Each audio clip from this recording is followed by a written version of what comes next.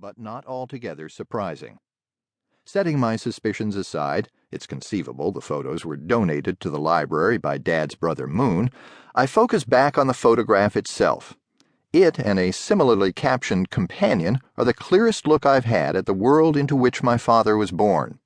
Tampico, his original hometown, then and now a postage stamp on a flat patch of farmland in north-central Illinois, a little over 100 miles west of Chicago, looks a bare half-step evolved from Dodge City. None of the brick or clapboard storefronts stands more than 2 stories.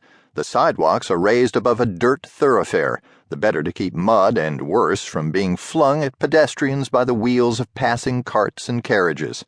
There are hitching posts where parking meters might be today. Only the electrical wires strung overhead hint at modernity. The other photo provides a view across the street, with the apartment where the Reagan family lived at the time identified by an X etched in ink. Another, ruder X next door has been rubbed out. Jack had the wrong flat marked, so I put the cross on the right one, my grandmother has written below. The photographer's own caption says, "Busy day, Main Street," which appears to be no exaggeration.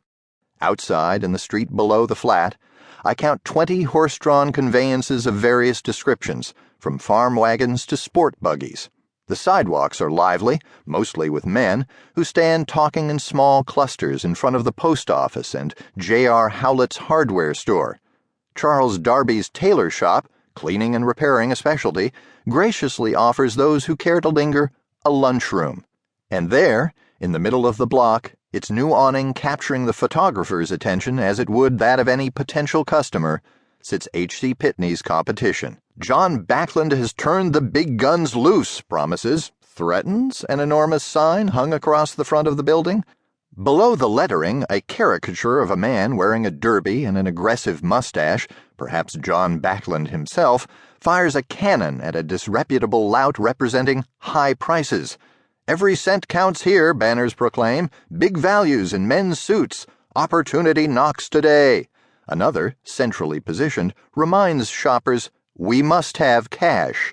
John Backlund isn't the sort of merchant who tolerates bumpkins showing up hoping to purchase a new Sunday suit with a basket of eggs. I can imagine Jack Reagan standing in the doorway of the Pitney store across the street, judging by the angle he could be looking over the photographer's shoulder, and casting a worried eye up at his own little sign. Referring to the view of their old apartment, Nellie has written, "Just imagine that you see me with my head stuck out the window." I peer at the fragile photograph in its plastic sleeve and do my best to comply.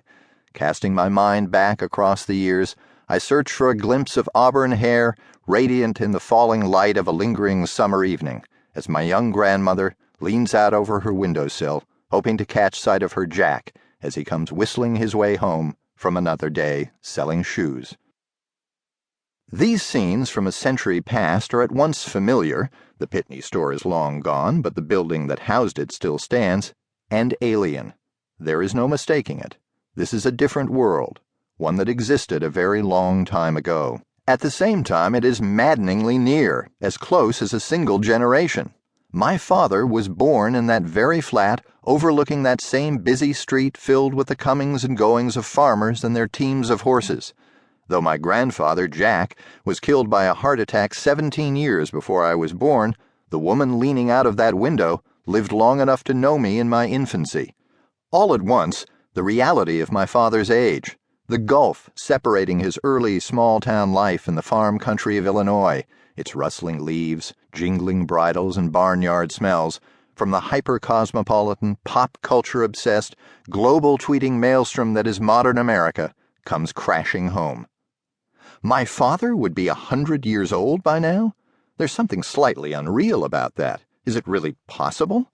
People whose parents have reached the century mark themselves usually seem to be in their 70s, or at least late 60s. Not me. At 52, I'm not even close to eligibility for the benefits of socialized medicine. I still have all my teeth and hair, though an increasing amount of gray appears to be creeping into the latter, and my dentist has of late been shooting me dirty looks. Yet here I am, faced with the astounding yet unavoidable truth. My very own father was born in 1911, and that is, yes, 100 years ago.